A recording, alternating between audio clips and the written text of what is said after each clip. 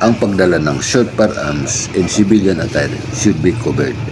Hindi ipinapakita or using threatening purposes or display in your body na magiging malayang agawin ng criminals at ikasasawi ng buhay. Ito'y nangyari noong 1980s, isa sa aming kasamahan sa kumpanya sa lugar na pinangyarihan, Santa Barbara, Zamboanga City.